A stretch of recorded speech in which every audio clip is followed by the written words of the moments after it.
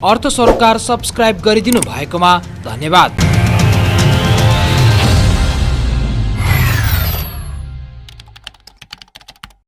Website र satellite मार्फत हामीलाई हेरिरहनु भएका दर्शक र देशका विभिन्न रेडियो स्टेसनहरू मार्फत हामीलाई सुनिरहनु भएका आदरणीय श्रोता, मार्केट मास्टरको यो नयाँ श्रृङ्खलामा तपाईँलाई स्वागत छ। म सुरज प्याकुरेल। दर्शकहरू, यो कार्यक्रममा हामी चार्टर्ड एकाउन्टेन्ट नवराज बुर्लाकोटीसँग नेपाली पुँजी बजारको पछिल्लो अवस्था र विशेष गरी पोलिसीलाई केन्द्रित रहेर कार्यक्रममा बहस गर्छौँ। आजको अङ्कमा पनि विशेष गरी चुनाव पछाडि नेपालको पुँजी बजार कता जाँदैछ, नेपालको शेयर बजार कता जाँदैछ, वा यो चुनावले के कस्तो असर पर्छ, विगतमा के भएको थियो वा यसपालि के कस्तो सम्भावित असर पर्न सक्छ भन्ने लगायतका विविध विषयमा चर्चा परिचर्चा र बहस गर्छौँ। सँगै यत्रो लामो समय हुँदा पनि नेप्से, धितोपत्र बोर्ड लगायतका अत्यावश्यक ठाउँहरू जो भन्छौँ हामी, त्यहाँ नेतृत्वविहीन भएको विषयमा पनि उहाँसँग खास चर्चा परिचर्चा र बहस गर्छौँ। आउनुहोस् उहाँलाई कार्यक्रममा स्वागत गरौँ। नवराजी, स्वागत छ कार्यक्रममा।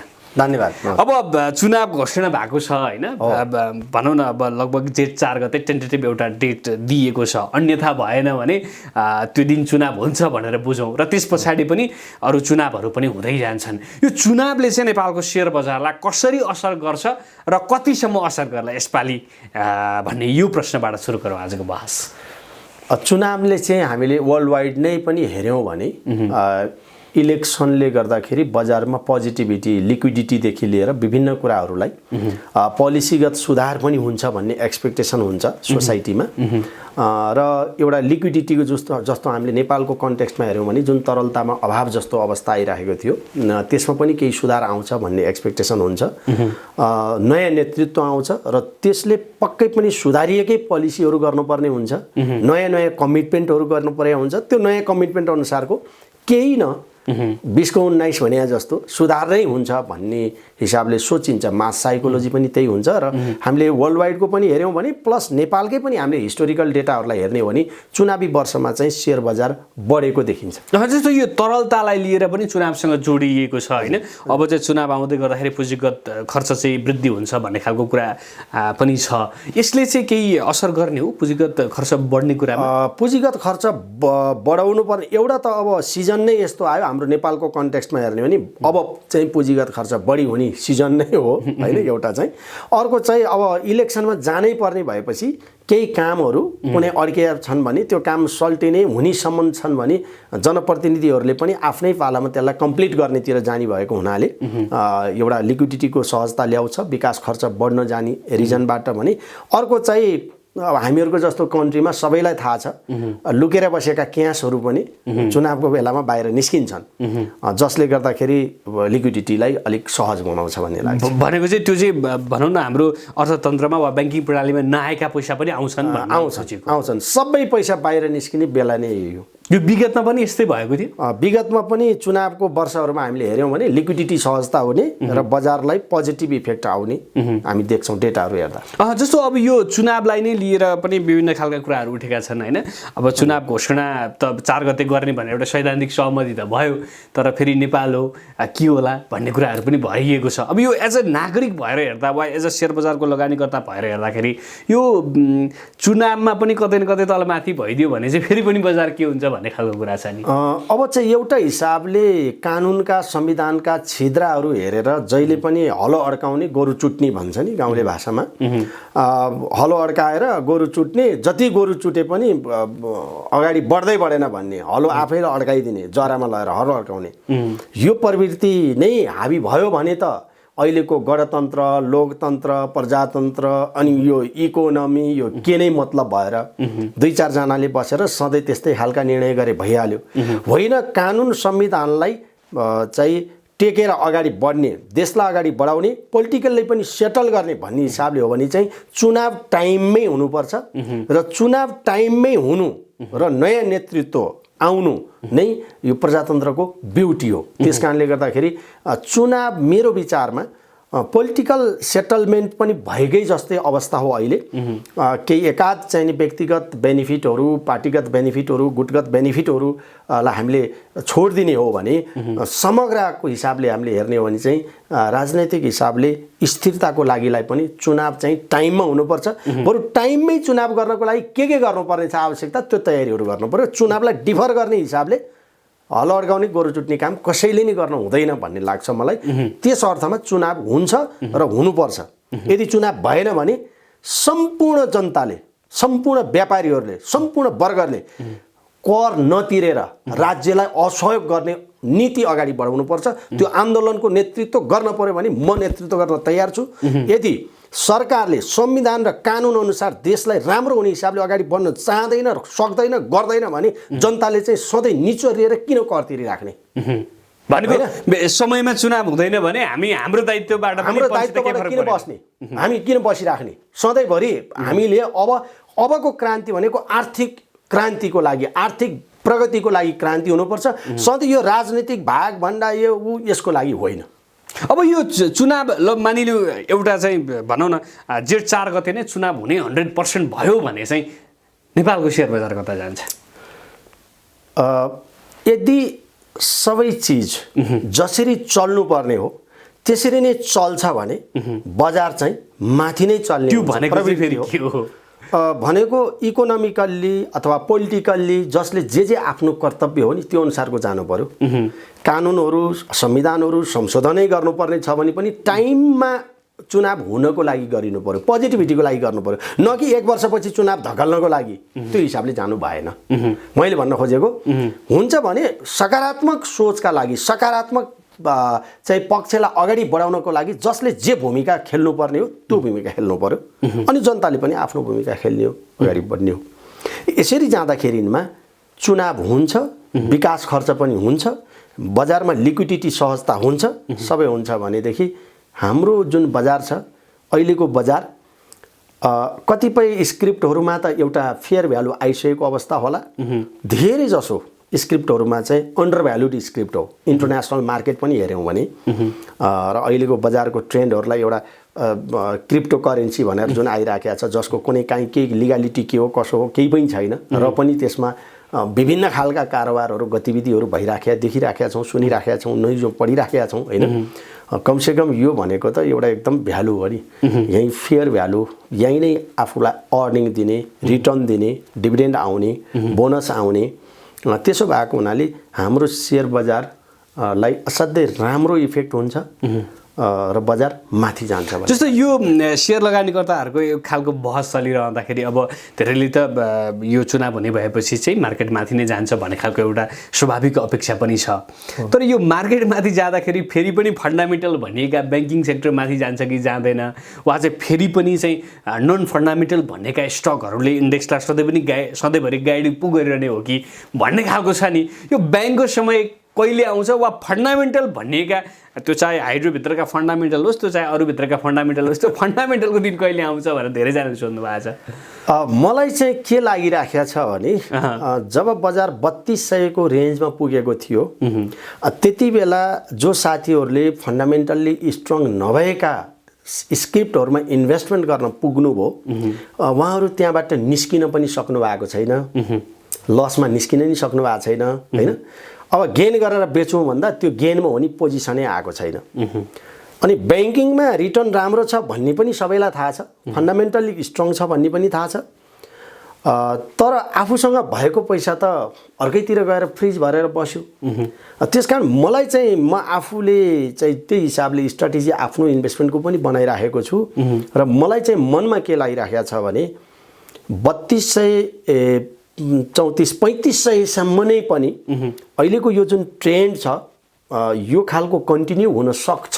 अहिलेको ट्रेन्ड भनेको के हो? अहिलेको ट्रेन्ड भनेको फन्डामेन्टल्ली स्ट्रङ भएका भन्दा सर्ट टर्ममा क्यापिटल गेन लिइहालौँ भन्ने जुन चाहिँ ट्रेडरवाला हाबी भएको कन्सेप्टले बजार चलिरहेको छ यो हुनसक्छ भने त्यति पछि चाहिँ 3200 फेरि अगेन 32-3300 34-3500सम्मको रेन्जमा बजार पुग्दा चाहिँ जुन चाहिँ स्क्रिप्ट वास्तवमा राम्रो छैन भन्ने हुँदाहुँदै पनि आफू गएर त्यहाँ फ्रिज हुनु परेको छ, आफ्नो रुपियाँ त्यहाँ अड्किराखेको छ, त्यहाँबाट निस्किनु हुन्छ र ब्याङ्क हेर्दा त कहाँ हो तल देखिन्छ ब्याङ्कको सेयरको प्राइस फेरि र त्यसपछि चाहिँ ब्याङ्कमा सिफ्ट हुनुहुन्छ र बजारलाई नेप्सेलाई 3500 माथि लाने भनेको चाहिँ कमर्सियल ब्याङ्कले नै हो र कमर्सियल ब्याङ्कहरू मलाई लाग्छ अब अर्को जुलाई यो होइन अर्को जुलाईसम्ममा बिकज अहिले स्थानीय स्तरको चुनाव हुने भयो। त्यसपछि फेरि बजेट आउँछ सरकारको, बजेटमा पनि मार्केटको लागि पोजिटिभ बजेट ल्याउनु बाध्यकारी छ अहिलेको सरकारलाई, जोसुकै सरकारमा हुनुहोस्, किनभने यति धेरै लगानीकर्ता हुनुहुन्छ, उहाँहरूलाई खुसी बनाउनै पर्नेछ, नत्र फेरि नजिकै गरेको सङ्घीय चुनाव हुन्छ, त्यसले गर्दा बजारलाई फेरि पोजिटिभ फ्याक्टर आउँछ। फेरि तुरुन्तै हाम्रो चाहिँ चाडबाडहरू अनि यो जुलाई अगस्तको आसपासमा बजार यसै नै पिकमा जाने गरेको हो नेपालको मार्केटको हिसाबले हामीले हेऱ्यौँ भने माथि जाने र त्यसपछि तुरुन्तै इमिडिएटली फेरि चुनाव आउने, ठुलो चुनाव जुन राष्ट्रिय स्तरको चुनाव आउने भएको हिसाबले गर्दा बजार पोजिटिभ इन्भाइरोमेन्टमा जाँदा जाँदै त्यो सङ्घीय सरकारको पहिलो बजेट जब अर्को वर्ष आउँछ त्यो बेलासम्ममा चाहिँ डराउनु पर्ने अवस्था पनि छैन जस्तो लाग्छ र जति सक्दो इन्भेस्टमेन्ट गर्दाखेरि फन्डामेन्टल्ली स्ट्रङ भएका कम्पनीहरूमा लगानी गर्नु पर्यो। फन्डामेन्टल्ली स्ट्रङहरूको दिन चाहिँ अब आउँदैछ जस्तो लाग्छ मलाई। भनेको यो चल्दै नचलेका भनेका सेयरहरूको दिन पनि राम्रैसँग आउँदैछ, एकदमै राम्रो। र अल्टिमेटली चाहिँ ठुलै तुफान आउँदाखेरि पनि वृक्षहरू बाँकी रहन्छन् जसका जराहरू राम्रोसँग फैलिएका छन् र स्ट्रेन्थ राम्रो छ। यत्तिकै खुइखुइ बढेकाहरू त ढलिहाल्छन् नि। यो भनेको मतलब फन्डामेन्टली स्ट्रङ कम्पनी चाहिँ त्यस्तै जरा राम्रो भएका कम्पनी, राम्रा कम्पनी। जस्तो तपाईँले अहिले यो 3500 वा 3200 भन्दा माथि गइसकेपछि चाहिँ एउटा त्यो खालको लय आउँछ वा र्याली आउँछ, आउन सक्छ। मेरो यो आउन सक्छ भन्नु भएको छ नि, बजार 3500 माथि चाहिँ तत्काल पुग्न सक्ने स्थिति वा त्यो आधार चाहिँ छ? मलाई त लाग्छ यो लिक्विडिटीले गर्दा मात्रै हो। यदि यो हाम्रो देशमा लिक्विडिटीको अवस्था सहज हुन्थ्यो र पोलिटिकल्ली कता कता थोरै थोरै कन्फ्युजिङ टाइपको साना साना इस्युजहरू त आइराख्ने हो, तर ठुलो खालको इस्यु भनौँ न, चुनावै नहुने, चुनावै सर्ने, फेरि अर्को के हुने, यस्तो खालको इस्युज नआउने हो भने र लिक्विडिटीको समस्या सल्भ हुने हो भने त यो वर्षको क्यालेन्डर इयरकै इन्डभन्दा अगाडि आउँछ कि जस्तो लाग्छ। यो अहिले चलिरहेकै वर्षको त्यो आधारहरू चुनाव सानो यो स्थानीय स्तरको चुनाव अगाडि नै बजारले त्यो बिन्दु पार गर्छ कि त्यो चाहिँ यो मार्केटमा तरलता सहज पर्यो र पोलिटिकल्ली अब चाहिँ भनेकै दिनमा नियम कानुन र संविधान ऐन अनुसारै बिना संशोधनै जुन चिज जहिले हुनुपर्ने हो तैले अगाडि बढ्ने भयो, पोलिटिकल्ली कन्ट्री सेटल भयो भन्ने न्युजहरू पनि आउनु पर्यो, मास साइकोलोजीमा त्यो हुनु पर्यो। र अब हाम्रो काम भनेको विकास है, आर्थिक गतिविधिमा तीव्रता ल्याउनु पर्यो र आर्थिक वृद्धिमा हामी अगाडि बढ्नु पर्यो भन्ने राज्यको पनि पोलिसी लेभलबाट यो आउन थाल्यो भन्ने सबैलाई मनमा हुन्छ भने चाहिँ तरलताको सहजता हुने बित्तिकै बजार माथि नै जान्छ भन्ने लाग्छ। जस्तो यहाँनिर चाहिँ लगानीकर्ताहरूको प्रश्न के पनि छ भने, जस्तो मानिलिउँ जेठ 4 गते चुनाव हुने भयो, कन्फर्म भयो, त्यस पछाडिका चुनाव पनि नसर्ने भयो, किनभने त्यो एउटा संवैधानिक बाध्यता पनि छ। अब संविधान संशोधनको प्रक्रिया अगाडि जाँदाखेरि त त्यसका विरोधहरू पनि होलान्, के होलान् होइन। अब चुनाव समयमै हुने भयो भने कस्तो स्ट्र्याटेजी लिने र अर्को चाहिँ चुनाव केही गरी लम्बिने सङ्केत देखियो भने चाहिँ कस्तो स्ट्र्याटेजी लिने, यो दुईटाकै विषयमा चाहिँ तपाईँले बताइदिनु पर्यो। मलाई चाहिँ के लाग्छ भने म आफूले चाहिँ कस्तो स्ट्र्याटेजी लिने हो भने अब पनि चुनाव नहुने, चुनाव सार्नको लागि चाहिँ संविधान नै संशोधन गर्न तम्सिने, तर चुनाव समयमा गर्नको लागि चाहिँ नियम कानुन केही संशोधन गर्नु छ भने त्यो संशोधन गर्न चाहिँ पछि हट्ने, यस्तो खालको अवस्था रहन्छ भने त अहिले जो युवाहरू जति हामीहरू पनि देशमै केही गरौँ, देशलाई अगाडि बढाउँ भनेर अहिलेसम्म पेसेन्स लिएर बसेका छौँ नि, उहाँहरूको पेसेन्स पनि भत्किन्छ। यदि त्यस्तो अवस्था आउँछ भने फेरि देश द्वन्द्वमा फस्न खोज्नु हो र कहिलेसम्म मान्छेले टोलरेट गर्छ। त्यो अवस्थामा त के गर्ने भने झिटिगुम्टा च्याप्ने, आफूलाई जसरी राम्रो हुन्छ त्यसरी गर्नेतिर धेरैको साइकोलोजी त्यता जान सक्छ। त्यसले गर्दा बजार मात्रै होइन देशकै अर्थतन्त्र ध्वस्त हुने र राज्यलाई अहिले पनि हाम्रा कर्मचारीहरूलाई खुवाउनु पर्ने तलब हामीहरूको सरकारले यहाँबाट जुन जनताको आर्थिक गतिविधिबाट आउने करबाट नपुगेको अवस्था छ। ऋण लिएर राज्यको संयन्त्रमा भएका कर्मचारी, मन्त्री, प्रधानमन्त्रीदेखि मुख्यमन्त्री के सबैको तलब भत्ता खुवाउनु परेको छ। आफ्नो आन्तरिक स्रोतबाट पुगेको अवस्था छैन। अब त्यस्तो अवस्था आयो भने त के हुन्छ भन्नुहोस्। त्यही भएर बजार मलाई लाग्छ राम्रो हुँदैन, नराम्रै अवस्थातिर जान्छ जस्तो लाग्छ। तर सबै चिज राम्रैसँग अगाडि बढ्छ, चुनाव पनि राम्रै टाइममै हुन्छ, चाहे जस्तोसुकै लिडर आओस् त्यसपछि। तर एउटा टाइममा चुनाव भयो भने आफै फिल्ट्रेट हुँदै जान्छ क्या कतिपय कुराहरू चाहिँ, मलाई त्यस्तो लाग्छ। र आफै फोकस हुनै पर्ने हुन्छ अर्थतन्त्रतिर, आर्थिक प्रगतितिर हामी अब जानुपर्छ भनेर नयाँ नयाँ नीति, नयाँ नयाँ बहसको सुरुवात हुन्छ होइन। र त्यसले गर्दाखेरि बजारलाई पोजिटिभ बनाउँछ, अगाडि माथि लान्छ। त्यस कारणले सबै चिज चुनावहरूदेखि लिएर जे जसरी जानुपर्ने हो, हामीले जे आश गरेका छौँ गणतन्त्र आइसकेपछिको एउटा सेटलमेन्ट भएर अगाडि बढोस्। कुर्सीमा को बस्छ भन्ने कुरालाई त्यो पात्र स्पेसिफिक भएर भन्दा त्यो पोजिसनमा राम्रो मान्छे, सक्षम मान्छेहरू गइदियो, सबैको यस्तो कामना हुन थाल्छ। आर्थिक गतिविधि अगाडि बढ्छ भने त बजारले अहिले भन्दा धेरै माथि जान्छ भन्ने लाग्छ। त्यसकारण हाम्रो लगानी रणनीति पनि अब चाहिँ मेरो आफ्नो फुल क्यापेसिटीले इन्भेस्टमेन्ट गर्ने बेला हो है भनेर देशभित्रै अब एउटा उज्यालो अनुहार बनाएर अगाडि बढ्ने माहौल आउँछ र आफूसँग भएको सम्पूर्ण शक्ति इन्भेस्टमेन्टमा लगाउनुपर्छ भन्छु म। इन्भेस्टमेन्ट भन्नाले सेयर बजार मात्रै होइन, सेयर भनेको नयाँ कम्पनीको सुरुवात गर्ने सेयरै हो नि फेरि हुन चाहिँ, यो सेकेन्डरी मार्केट मात्रै होइन। हामी आफैले पनि प्रमोट गरेर आइपिओ ल्याउने, देशभित्रको प्रोडक्टिभिटीलाई बढाउने, देशभित्रको उत्पादनलाई प्रायोरिटी दिने गभर्मेन्टले पनि त्यो खालको नीति ल्याउनु पर्यो। त्यसरी अगाडि बढ्नुपर्छ भन्ने लाग्छ। जस्तो यहाँनिर चाहिँ यो इलेक्सन आउँदै गर्दाखेरि चाहिँ अब कतिपय साथीहरू नो भोटको अभियानमा पनि हुनुहुन्थ्यो, विशेष गरी सेयर बजारका लगानीकर्ताहरू होइन। एउटा भनौँ न जो चाहिँ पदमा हुनुहुन्छ अर्थमन्त्रीले त पटक पटक म अर्थतन्त्र खासै नबुझेको मान्छे हो भनेर सार्वजनिक रूपमा अभिव्यक्ति पनि दिइरहनु भएको छ। यो बेलामा चाहिँ सरकारमा भएका दलले के गरिदियो भने चाहिँ समग्र पुँजी बजारलाई पनि राम्रो हुन्थ्यो। अनि उहाँहरूबाट बिच्केका जो लगानीकर्ता हुनुहुन्छ होइन, जो चाहिँ पार्टीगत कार्यकर्ता उहाँहरूकै भए पनि यसले पुँजी बजार सकायो भनेर बिच्किरहनु भएको थियो, उहाँहरूलाई पनि एउटा चाहिँ ल यसले राम्रो गर्यो भन्ने हुन्छ। त्यो बुदागत रूपमा सरकारले के गरिदियो चाहिँ राम्रो हुन्थ्यो जस्तो लाग्छ तपाईँलाई? सरकारले सक्षम मान्छेलाई इन्डिपेन्डेन्टली त्यो पोजिसनमा जो चाहिने हो त्यसरी लग्यो भने राम्रो हुन्थ्यो।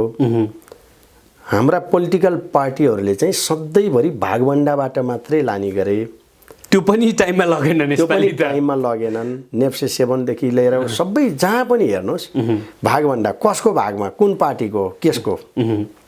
अनि हाम्रा फेरि नागरिक अथवा बुद्धिजीवी भनौँ, म त कहिलेकाहीँ के भन्छु भने झोले बुद्धिजीवी भन्छु। बुद्धि जति जम्मै झोला हालेर एउटा पार्टीको बोक्न थालेपछि त्यो कसरी बुद्धिजीवी हुन्छ? त्यो झोले बुद्धिजीवी। यो भएर बिग्रेको अवस्था हो। एकदमै कुनै पनि पार्टीमा नलागिकन म आफै सेल्फ गरी खान सक्छु भन्ने हिम्मत भएका र आफैले सेल्फ केही न केही गरिरहेर टिकिरहेकाहरूको सङ्ख्या असाध्यै न्यून छ।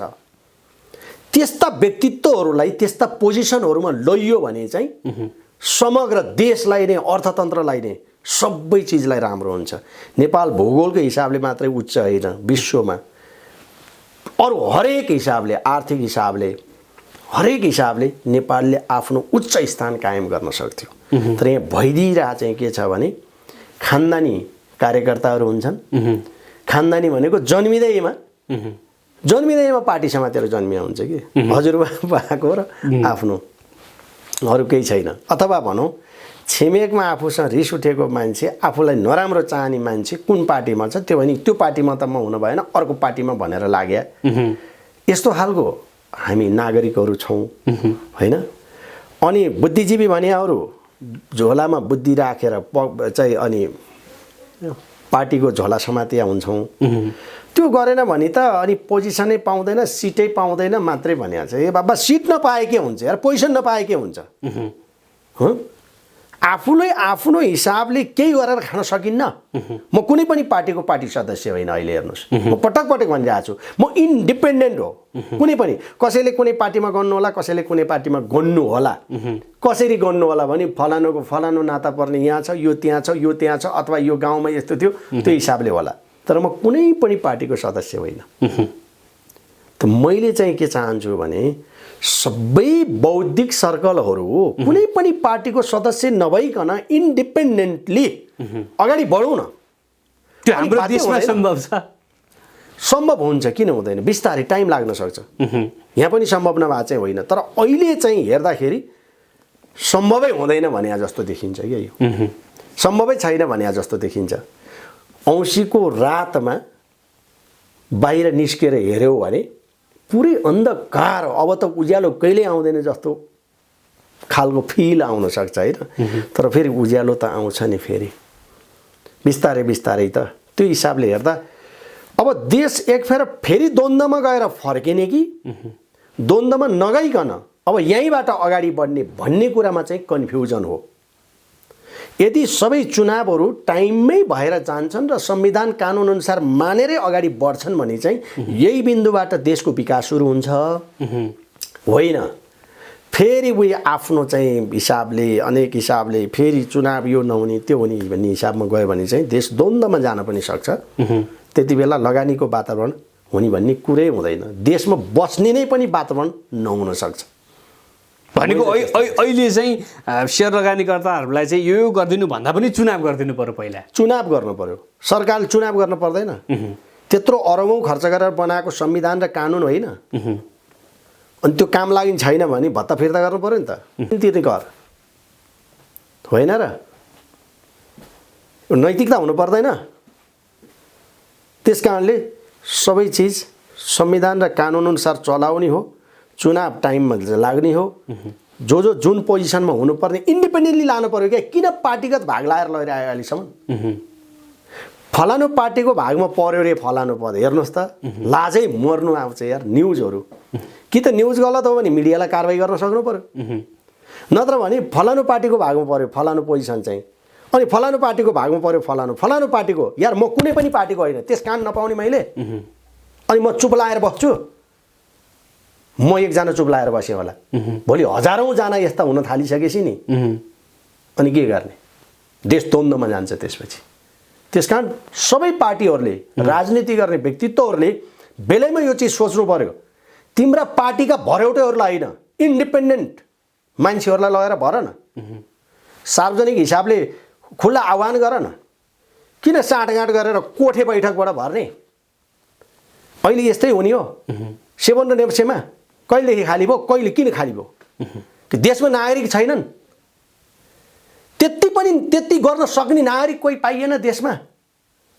ल भन्नुहोस् त, कस्तो अचम्म छ क्या। यहाँ पनि कुरै नमिलेर हो सब बताब, कुरै नमिलेर हो। कसको भागमा कुन र कसको भागमा के भनेर अस्ति प्रतिमा आइरहेको थियो त। एउटाले एकजना लयो, अर्कोले अर्को मानेन, अर्कोले अर्को माने, अर्को माने। यस्तो नि हुन्छ यार। मानेर गर्ने चिज हो यो पनि। को सक्षम छन् ऊ नागरिकले त्यहाँ पालो पाउनु परेन? अनि लथालिङ्ग भएन? देश त लथालिङ्ग भइरहेछ नि, इकोनोमी लथालिङ्ग भइरहेछ नि। त्यसका लागि हामी व्यापार घाटा हो, हामीसँग डलरै भएन अरे। अनि पाम ओइल, सुपारी यस्ता चिजहरू हामी डलर खर्च गरेर किन्छौँ अनि बिना डलरकोमा बेच्छौँ। अब इकोनोमी कति जान्छ त्यसो भए? बुझिया हुनु परेन? अचम्म लाग्छ क्या। कहिलेकाहीँ फ्रस्ट्रेसन हुन्छ, कहिलेकाहीँ भएन यो हामीले बोल्न त पर्यो नि, भन्न त पर्यो नि, भन्यो भनुन्जेल मुखको तितो भाल्या जस्तो एकछिन चाहिँ नि ऊ जस्तो हुन्छ।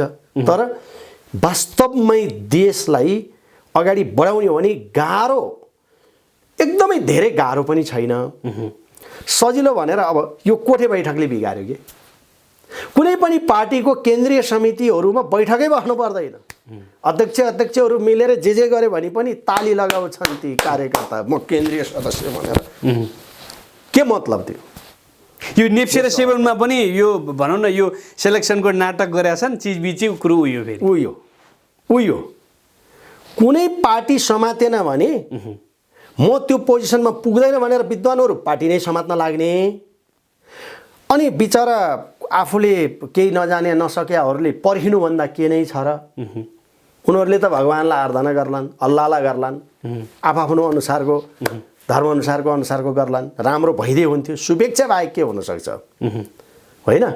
तर अलिकति फरक के छ भने हामीहरूको यहाँ मासु चिउरामा भोट हाल्ने, मासु भातमा भोट हाल्ने, खानदानी कार्यकर्ता भइदिने, त्यो अलिकति चाहिँ अप्ठ्यारो अवस्था हो। तर यसलाई पनि कसले सुधार्ने त अब?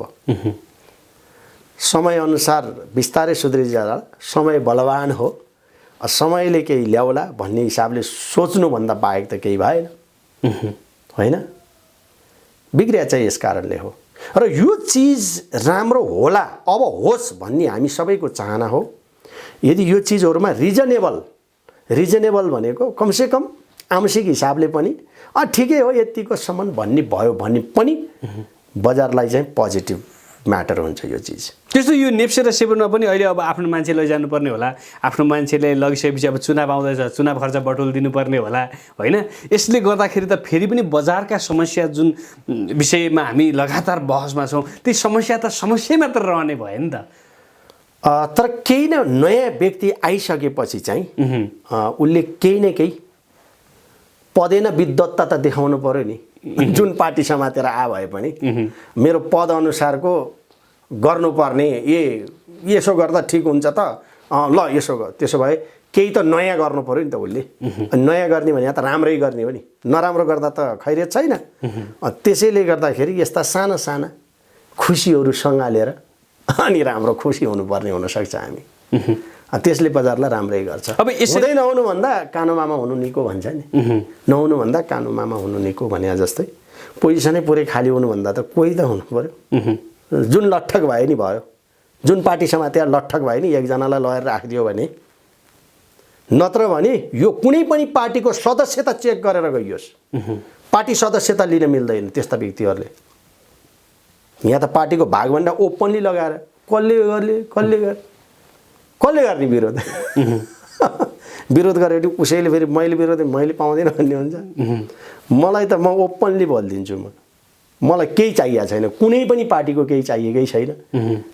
म कुनै पनि पार्टीको सदस्य नै होइन। कुनै पनि पार्टी तिमीहरू लट्ठक तरिकाले चलेका छौ, सही र सुसंस्कृत राजनीति गरेर देशलाई अगाडि बढाउने, होइन? नेपाल मेरो जन्मभूमि, जननी मेरो आमा, मैले यिनको शिर उच्च राख्नुपर्छ, मैले विकास गर्नुपर्छ, ती गरिब दुखी जनताहरूको लागि म सहारा बन्नुपर्छ भन्ने कुनैले सोचेकै छैनौ। छौ भने हिजोका घोषणापत्रहरूमा कोले के लेखेका थियौ, कति पुरा गर्यौ, लो भन त। जनताले हिसाब खोजेर भनेर हुन्छ?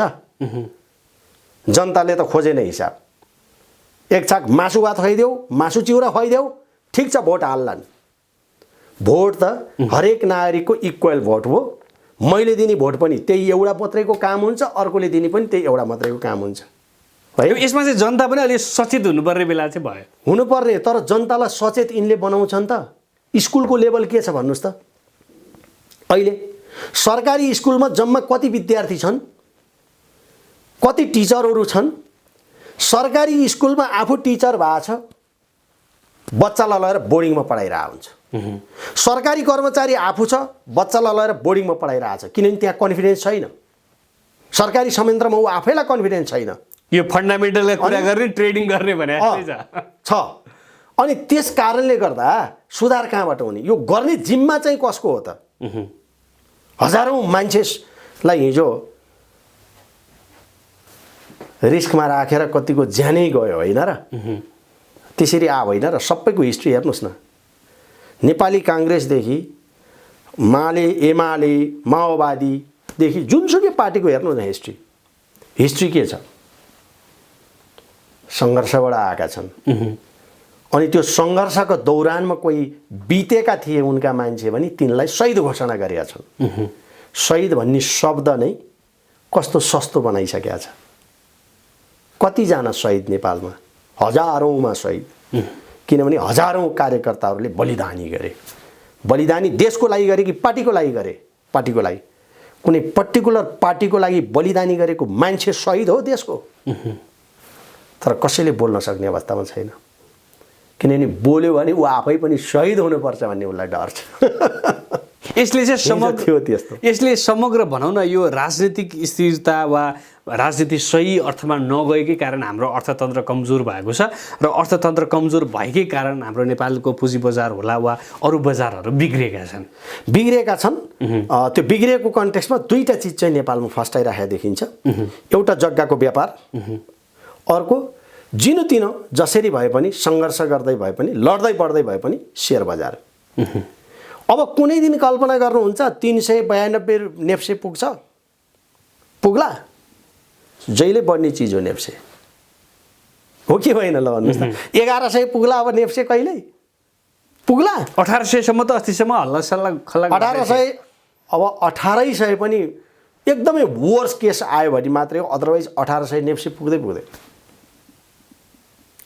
आइपिओ नयाँ कम्पनीहरू पनि त जोडिराखेका छन् नि, यसै पनि त बढ्छ नि भलुम त, झन् भइराखेकोले झन् बिजनेस ग्रोथ भइरहेछ, बढ्दै जान्छ। हेर्नुहोस्, भोलि एक दिन यस्तो आउँछ, जो दिन धेरै टाढा छैन, नेपालमा ब्याङ्कहरूको सेयर कमर्सियल ब्याङ्कहरूको सेयर 500 भित्रमा पाइन्थ्यो अरे बिल्लो 500 मै पाउँथ्यो रे, यो भन्ने दिन आउँछ। यदि अरू के पनि गर्न पर्दैन, ठुलो भिजनै चाहिँदैन, अहिलेका नेताहरू, पार्टीहरू र सरकारले चुनाव मात्रै टाइममा गराउने यति मात्रै कमिटमेन्ट गरेर यति मात्रै हिसाबले अगाडि बढे भने पनि केही त प्रतिनिधि हुन्छन्, नयाँ रुल्स पनि आउनु पर्यो, त्यसलाई इम्प्लिमेन्ट पनि गर्न पर्यो, कमसेकम हिजोको भन्दा त केही सुधार गर्नै पर्यो। त्यो हिसाबले मात्रै अगाडि बढ्दाखेरिमा पनि यस्तो दिन आउन सक्छ। सेयर बजारको केसमा भने, जग्गाको केसमा त अहिले आनाको करोड, काठमाडौँको जग्गाहरू करोड प्लस छन् ठाउँमा, होइन? यति धेरै फस्टाइसकेको मौलाइरहेको देखिन्छ है। अरू इकोनोमिक एक्टिभिटी नहुँदा पनि यो दुईटा चिजमा चाहिँ निकै भएको जस्तो देखिन्छ। तर मलाई लाग्छ जग्गा चाहिँ अब कता कता केही समयको लागि स्याचुरेसनमा पुगिसकेको जस्तो लाग्छ र मालपोतमा पनि केही इन्फर्मेसन्सहरूको हिसाबले हेर्दा भिडभाड कम भएको जस्तो बुझिन्छ। यता चाहिँ डिम्याट खोल्नेहरूको सङ्ख्या दिनदिनै बढेकै जस्तो देखिन्छ। त्यसैले गर्दा अबको साइक्लिकल यो जुन फेज छ, यो गन्जा गोलकै बीचमा पनि सेयर बजार चाहिँ चुनाव हुँदाखेरिको अवस्थामा राजनीतिक स्थिरता भयो अब भन्ने अवस्था मात्रै हुँदा पनि माथि जान्छ भन्ने लाग्छ। जस्तो अब यो अहिले 500 भन्दा मुनिको पाइन्थ्यो अरे भनेर जुन खालको कुरा गर्नुभयो नि, यदि यस्तो हो भने मानिलिउँ भोलि चुनाव हुने निश्चित भयो भने 500 मुनिका सेयर चाहिँ कुनै किन्दा पनि घाटा हुँदैन। ठ्याक्कै त्यसरी पनि नभनौँ, कुनै डुब्नै पनि सक्लान्, जानै पनि सक्लान्, होइन? हेरेर त्यसका रेगुलेटर ब्याङ्किङ सेक्टरको कुरा गरेको। कमर्सियल ब्याङ्कको केसमा चाहिँ मलाई किन मैले जहिले पनि एनालाइसिस गर्छु, किन आज क्वान्टिटी बढायो भने भोलि त्यो क्वान्टिटीको प्राइस बढ्दा एकैचोटि आउँछ क्या रिटर्न, असाध्यै राम्रो रिटर्न आउँछ।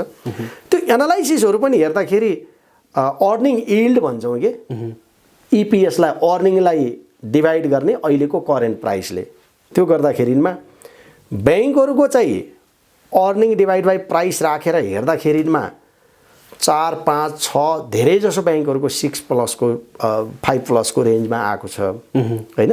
4+ त कति छ कमर्सियल ब्याङ्कहरू भने। अन्य अरूहरूमा हेर्दाखेरि चाहिँ रिटर्न वाइजको हिसाबले हेर्दा चाहिँ अब क्यापिटल गेनकै लागि त ठिक छ, अहिले सर्ट टर्म त फाइदा भएकै होला, होइन?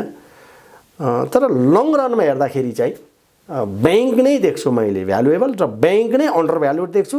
र ब्याङ्कहरूको सेयर चाहिँ सायद यो होइन, अर्को जुलाईसम्ममा मलाई लागेको कुरा है, यसो कुनै अरू केही छैन, मलाई जस्ट क्यालकुलेसन गर्छु, हेर्छु, लाग्छ त्यस्तो। अर्को जुलाई भनेको हाम्रो नेप्सेको पिक हुनसक्छ भन्ने मलाई लाग्छ। र त्यो बेला पछाडि चाहिँ त्यसपछि चाहिँ सायद 500 मा ब्याङ्कको कुनै पनि ब्याङ्कहरूको सेयर पाइँदैन होला जस्तो लाग्छ। भनेको अबको यो बुलको पिक हुँदै गर्दाखेरि चाहिँ ब्याङ्किङमा बुल नआइकन चाहिँ बुल सकिँदैन। ब्याङ्किङमा नआइ कसरी बुल सकिन्छ? यो त भत्केहरू जस्तो जन्ती त आउनै बाँकी छ। हो, भनेको ब्याङ्कमा बुल आउँछ नै, ब्याङ्कमा बुल आउँछ। धेरैलाई एउटा भनौँ न आशंका के पनि छ भने बजार अब भनौँ न 1800 बाट वा 1100 बाट 3200 पनि पुगेकै हो, ब्याङ्क मरिगई चलेन, होइन? अलिअलि चले पनि अरू जसरी चलेन। अब लगभग चाहिँ यो भनौँ न यो चुनाव हुने भयो भने पनि एक ठाउँमा पुग्छ र फेरि पनि हाइड्रो फाइनेन्सै मात्रै बढ्छन् भन्ने खालको एउटा शङ्का छ नि मान्छेलाई। मलाई चाहिँ के लाग्छ भने हामीले खेती किसानी गर्दा धान रोप्यौँ, मकै रोप्यौँ, 2-4 महिना 5 महिनामा फलिकन काटिकन सिद्धिसक्छ, फेरि रोप्छौँ, फेरि आइसक्छ। तर हामीले आँप रोपेका छौँ भने 2-3 वर्ष चाहिँ पर्खिनुपर्छ। जब फल्न थाल्छ, बढ्दै गर्छ फल्दै गर्छ, बढ्दै गर्छ फल्दै गर्छ, झाँगिँदै गर्छ फल्दै गर्छ। त्यस कारणले एकदमै सर्ट टर्ममा लिइहालौँ, यो 2 महिनामा 1 महिनामा 3 महिनामा प्रफिट लिइहालौँ भन्दाखेरि चाहिँ अझै पनि यस्तै फन्डामेन्टल नहेरिकन चलेकै चिजहरूले बढी कभरेज ल्याउँछ होला। तर जब नेप्से 3200 को आसपासको एउटा फिगर दिएर 32-3500 को आसपासको फिगर दिएर फन्डामेन्टल्ली विक भएका कम्पनीहरूमा जो नयाँ लगानीकर्ताहरू फसिरहनु भएको र अड्किरहनु भएको अवस्था छ, त्यहाँबाट उहाँहरू निस्किने बित्तिकै उहाँहरूले किन्ने सेयर नै ब्याङ्किङको हुन्छ र होल्ड गर्दा गेन देखिने भएपछि सेल गर्नुहुन्न र ब्याङ्किङको सेयर नम्बर अफ सेयर्स धेरै हुँदै पनि माथि जान थाल्छ र माथि जान थालिसकेपछि फेरि सबै त्यसैतिर जान थाल्नुहुन्छ। रिटर्न वाइजको हिसाबले नि त्यसको राम्रै छ, सेन्ट्रल ब्याङ्कले रेगुलेट पनि गरेको हुन्छ। फेरि कहिल्यै पनि लस नहुने बिजनेस किन हो भने कुनै एउटा ट्रेडिङ कम्पनीले आलु किनेर आलु बेच्ने होला, चामल किनेर चामल बेच्ने होला, चिनी किनेर चिनी बेच्ने होला, होइन? तर ब्याङ्कले त पैसा किनेर पैसै बेच्ने हो नि त, होइन? पैसा किन्ने हो, पैसा बेच्ने हो। अब अहिले हामीले लोन लिन नपाउने अवस्थामा छौँ, बिजनेसको लागि होस् कि आफ्नो घराइसी जुनसुकै हिसाबलाई। यसको मतलब ब्याङ्कहरू फुल फ्लेजमा चलेका छन् भन्ने होइन र? होइन र? त्यसो भए ब्याङ्कको आफ्नो मार्जिन त मेन्टेन हुन्छ, मार्जिन त मेन्टेन गरेर मार्जिन नराखी त कसैले काम गर्ने नै होइन, होइन? त्यो हिसाबले हेर्दा सबभन्दा सेफ होइन र भने सेफ हो जस्तो लाग्छ मलाई त। त्यसो आजको दिनमा भनौँ न कतिपय ब्याङ्कहरू वा राम्रै ब्याङ्कहरू पनि वा राम्रै दिइरहेका ब्याङ्कहरू पनि चाहिँ अब कतिपय त 250, 300, 350 पनि पाइराखिया छ। पाइराख्दाखेरि हामी हेर्दैनौँ, वास्ता गर्दैनौँ, अनि पाउन छोडेपछि अनि यसमा त यस्तो हुन्छ अरे भनेर कुद्न थाल्छौँ। यो नेचर पनि हो, हुन चाहिँ मार्केटको यहाँको मात्रै होइन संसारैभरि पनि करिब यस्तै हुन्छ नेचर। तर मलाई चाहिँ के लाग्छ भने अलिकति धैर्यता त लिनै पर्छ। मैले आँप रोप्छु भने त मेरो 3 महिनामा फलोस् भन्ने एक्सपेक्टेसन राख्नु भएन नि। तर जब फल्न थाल्छ, झाँगिन्छ, फल्छ, हामी कुन हिसाबले अगाडि बढ्ने त्यसमा डिपेन्ड गर्छ।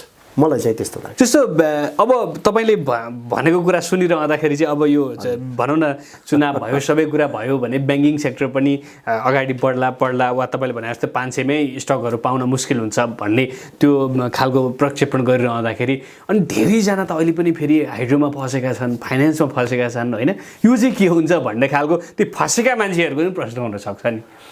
फसेका भन्ने भन्दा पनि त्यहाँ लगानी गर्नु भएर रुपियाँ फ्रिज भयो, किनभने आफूले लगानी गरे प्राइसमा पुगेको छैन, अनि अहिले नै निस्क्यौँ लस हुन्छ भन्ने छ। त्यही भएर मैले जुन 32-3500 को नेप्सेको जुन क्यालकुलेसन चाहिँ मैले हेरिराखेको के हो भने त्यति बेलासम्म उहाँहरू पनि त्यहाँबाट निस्किने माहौल बन्दै जान्छ र कतिले चाहिँ त अहिले पनि निस्किन थाल्नु भएको जस्तो देख्छु मैले। यसो ट्रान्जेक्सन्सहरूको हेर्दा चाहिँ कतिले चाहिँ बरु यहाँ लस भयो नि, के भयो त अहिले त्यहाँ निस्क्यौँ, अहिले सस्तो भइराखेकै बेलामा यता राख्यो भने कमसेकम ढुक्क त भयो। अब घट्ने ठाउँ त छैन नि त, बढ्ने नै हो नि त बढ्दाको दिनमा भन्ने पनि सोच्नु भएर क्यालकुलेसन गरेर क्यालकुलेटिभ वेबाट मैले त्यहाँ बढ्न त बढ्यो, मेरो त्यहीँ राखिराख्दा बढ्यो, तर त्यहाँ मेरो 50 रुपियाँ बढ्यो, उता किन्ने बेलामा पनि फेरि मलाई बढेरै किन्नु पऱ्यो भने त के मतलब हो त, होइन? त्यो हिसाबले पनि सोचेर सिफ्टिङ गर्नु भएको छ जस्तो लाग्छ अहिले मलाई अलिकति यसो हेर्दाखेरिमा, होइन? र म आफूले चाहिँ मैले सबैलाई भन्दिनँ, आफ्नो प्रेफरेन्स हुन्छ, आफ्नो कुन चाहिँ स्क्रिप्टहरू पनि हुन्छ। कुनै स्क्रिप्टले आफूलाई गेन दिन्छ, कुनैले दिँदैन। यो लगानीकर्ताहरूको सबैको अनुभवमा पनि यस्तो होला, होइन? तर म आफूले चाहिँ के गरिरहेको छु भन्ने कन्सर्न हो नि त। मेरो आफ्नो हिसाबले चाहिँ मेरो मोर अफ द इन्भेस्टमेन्ट एकदमै 60-70% अफ द पोर्टफोलियोमा कमर्सियल ब्याङ्कहरू नै राखिरहेको छु र अझै थप्दैछु। म कमर्सियल ब्याङ्कहरू त्यस्ता जुन चाहिँ अन्डर भ्यालुड छन् तिनलाई अझै एड गरिराखेको छु मैले।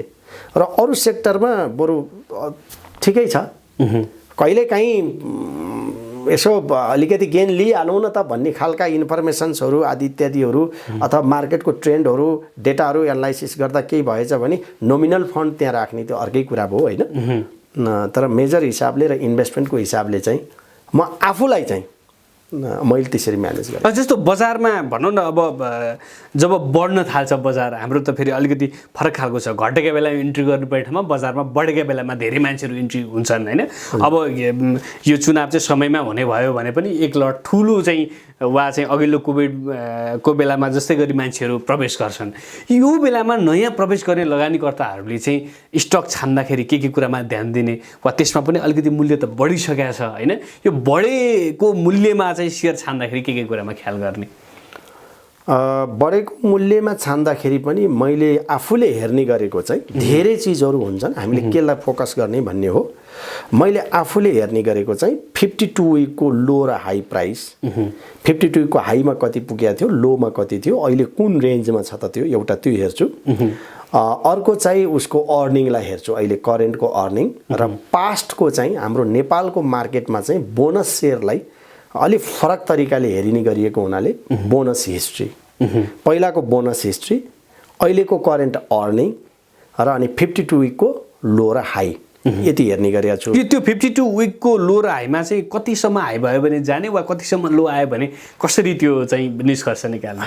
त्यसमा चाहिँ यसो हो नि, मेरो आफ्नो प्रिन्सिपल चाहिँ 52 को हाई र लोको मिड पोइन्टमा छ भने अब बजार तल आयो 52 को लोमा पुग्ला भन्ने भयो, माथि गयो 52 को हाईमा पुग्ला, चान्सेस लस एन्ड गेनको चान्सेस 50-50 भयो होइन।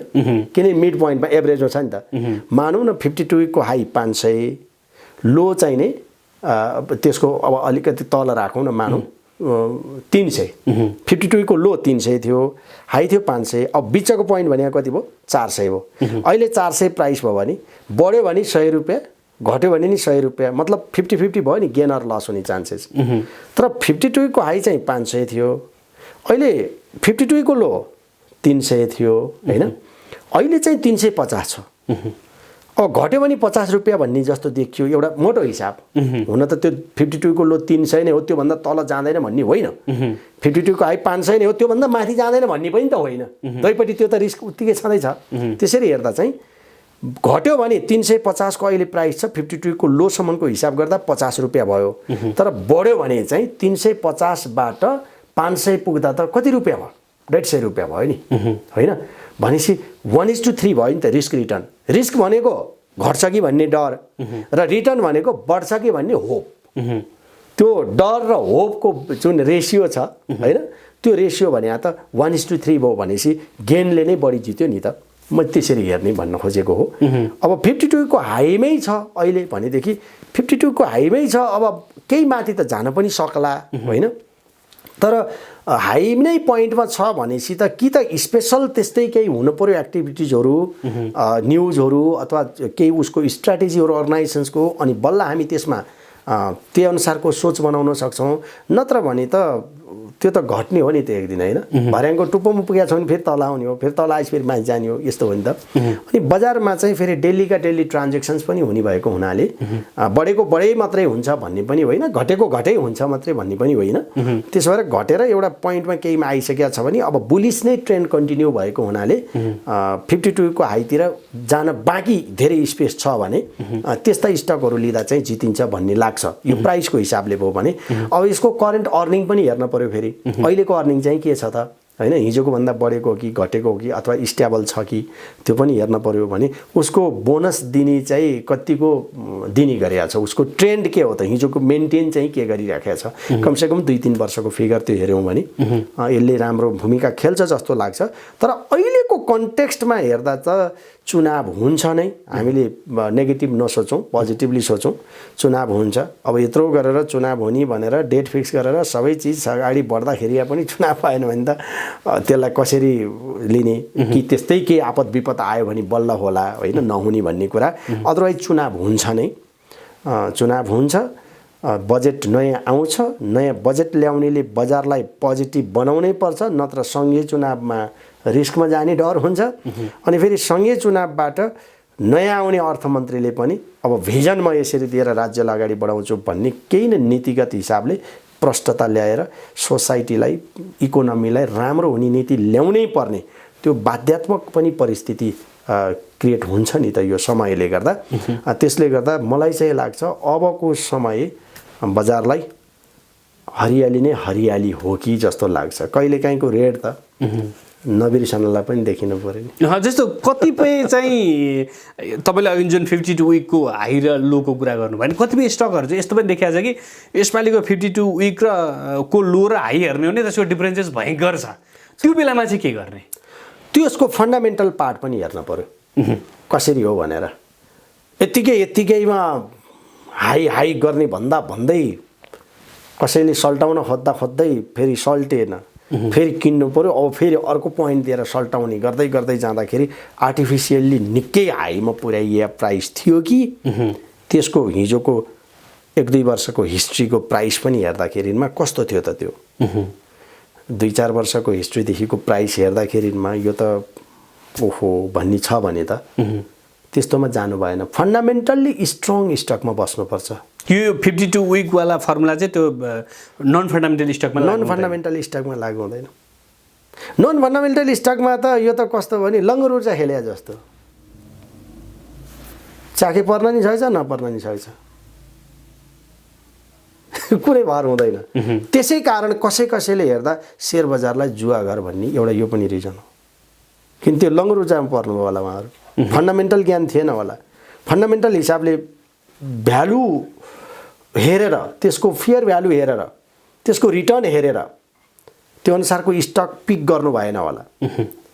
त्यही हिसाबले एउटा हिसाबले हेर्दाखेरि के होला 1-2 वर्ष एकदमै राम्रो दिन पनि सक्छ, तर जसरी दिएछ नि अहिले 1-2 वर्षमा त्यसरी नै हर्छ पनि फेरि त्यही बजारले। तर फन्डामेन्टल्ली स्ट्रङ र स्ट्राटेजिकल्ली राम्रो स्टकहरूमा लगाउनु भएको छ भने तपाईँको रिटर्न धेरै भयो कि थोरै भयो भन्ने हो, तर माइनस चाहिँ हुँदैन। जस्तो यो चुनाव आयो नि होइन, चुनाव आउँछ भने चाहिँ बजार बढी नै हाल्छ होइन। त्यो बेला फन्डामेन्टल स्टक पनि बढ्ला, नन फन्डामेन्टल स्टक पनि बढ्ला होइन। अब त्यो सबै बढ्छ भने चाहिँ त्यो बढ्छ कि बढ्दैन भन्ने कुराको त्यो ब्याङ्कमा रिस्क लिनुभन्दा बरु यता त भयङ्कर खेलाडी छन्, यतातिर पो पैसा कमाउन भनेर नन फन्डामेन्टलैतिर लागौँ भन्ने खालका लगानीकर्ताहरू पनि हुनुहुन्छ नि, उहाँहरूलाई चाहिँ के भन्नुहुन्छ? फेरि घट्दाको दिन चाहिँ फेरि त्यही अनुसार घट्छ नि त। फेरि त्योबाट म बढेकै बेलामा पिकमा पुगेर म निस्किन्छु भन्ने त नहुनु पनि सक्छ। मैले लगाइराख्दा नै पिक पो थियो कि होइन? तर जहाँ चाहिँ अहिले भ्यालुएसनको हिसाबले पनि हेऱ्यो भने अन्डर भ्यालुड छन्, त्यसमा हाल्दा त सेफ बन्यो। मैले सिम्पल जसले आफ्नो छुट्टै नेटवर्क बनाएर त्यो अनुसारको प्ले गरेर गेन लिने खालको त्यो होल्ड गर्नुहुन्न। सामान्य लगानीकर्ताको हिसाबले अगाडि बढ्न चाहनुहुन्छ भने चाहिँ म आफूले पनि किन त्यो सोचिराखेको छु कमर्सियल ब्याङ्कमा भने अब घट्यो भने 10%, 10%, 20%, तर बढ्यो भने 100%। रिस्क र रिटर्नको रेसियो के हो त? 10:100, 1:10 अथवा 1:5 एटलिस्ट। ल 20% घट्यो अरे, घट्यो भने 20%, तर बढ्यो भने 100%। अब अर्कोमा चाहिँ खै के हो धेरै तल पुग्न पनि सक्छ। बढ्यो भने यति पुर्याउने त भनेका छन्, पुर्याउने भनेका छन्, पुर्याइदिन्छ कसले त? अनि कसले पुर्याइदिन्छ त? त्यहाँ त एउटाले बेच्ने अर्कोले किन्ने हो, कोही न कोही त गएर त्यहाँ फस्ने हो नि। फेरि किन त्यो खेलमा लाग्ने? फन्डामेन्टल्ली स्ट्रङ कम्पनीहरूमा लगाउनुपर्छ। कमर्सियल ब्याङ्क मात्रै छन् भन्न खोजिया पनि होइन, मोस्टली अहिले चाहिँ कमर्सियल ब्याङ्कहरू धेरै देखिन्छन्, तर फन्डामेन्टल्ली स्ट्रङ कम्पनीहरूमा केही हाइड्रो पावरहरू पनि छन्, केही माइक्रो फाइनेन्सहरू पनि छन्, केही फाइनेन्स कम्पनीहरू पनि छन्, केही डेभलपमेन्ट ब्याङ्कहरू पनि छन्, केही अन्य सेक्टर्सहरू पनि छन् होइन। सबै सेक्टरमा केही न केही छन्, तर अहिले खोज्न खोतल्न अध्ययन गर्न गाह्रो हुने सर्कललाई चाहिँ मैले मेरो आफ्नो ब्रह्मले देखेको कुरा भन्दा चाहिँ तपाईँले धेरै अध्ययन गर्न खोतल्न यताउति गर्न गाह्रो भइरहेछ भने कमर्सियल ब्याङ्कमा जानुहोस्, त्यो राम्रो छ। अन्त्यमा टेलिभिजन हेर्नुभएका समस्त दर्शकहरूलाई यो अन्तिममा हामीले हरेक पटक एक क्वेसन सोध्ने गर्छौँ। यो 15 दिनको स्ट्र्याटेजी बनाउनु पर्दाखेरि चाहिँ वा यो 15 दिनभित्र मैले लगानी गर्दैछु भन्ने लगानीकर्ताहरूका लागि चाहिँ के गर्दा ठिक हुन्छ? लगानी गरेर टेम्पोररी फ्लक्चुएसनमा गेन आए पनि प्रफिट गरिहाल्नतिर नलाग्ने, बुक गरिहाल्नेतिर नलाग्ने, थोरै केही डाउन गयो प्राइस भने पनि आत्ति नहाल्नुपर्ने, जस्तो अवस्था जस्तो लाग्छ र मलाई चाहिँ लाग्छ बजार अब बियरिस साइडमा त यसै छँदै छैन, यो फेज नै बुल फेजै चलिरहेको अवस्था हो। तर हिजो केही दिनहरूमा केही महिनाहरूमा जुन करेक्सन देखिएका थिए त्यस्ता करेक्सनहरू सायद आउँदैनन् होला। अब त्यति धेरै हिसाबले ओरी हुनु पर्दैन जस्तो लाग्छ। चुनाव पनि हुन्छ, संविधान सबैले मान्छन्, देशलाई द्वन्द्वमा लान कसैले नि चाहेको छैन र त्यो चिजमा हाम्रा नेताहरू सजग छन्। जति नै जे भए पनि नि नेता त हामीले माने नेता हो, हाम्रै देशका नेता हुन्, त्यसैले सबैको भलो हुन्छ भन्ने जस्तो लाग्छ। जस्तो नन फन्डामेन्टल स्टकबाट म निस्किन्छु भनेर बसेका मान्छेहरूलाई यदि यो 15 दिनमा चाहिँ नन फन्डामेन्टल स्टक पनि एउटा पोइन्टमा गएर बढिदियो भने चाहिँ निस्किँदा ठिक होला, वा चुनाव आउँदैछ होइन यसलाई पनि माथि लान्छन् भनेर कुर्दा ठिक होला? म आफू चाहिँ निस्किने हो। सबै मेरो त कन्सन्ट्रेसन कमर्सियल ब्याङ्क नै हो। मैले भनिरहेको छु यसरी कतिलाई के पनि लाग्ला भने यसरी सेक्टर वाइज यस्तो भन्न मिल्छ भनेर मेरो अध्ययनले चाहिँ त्यो देखायो भनेको।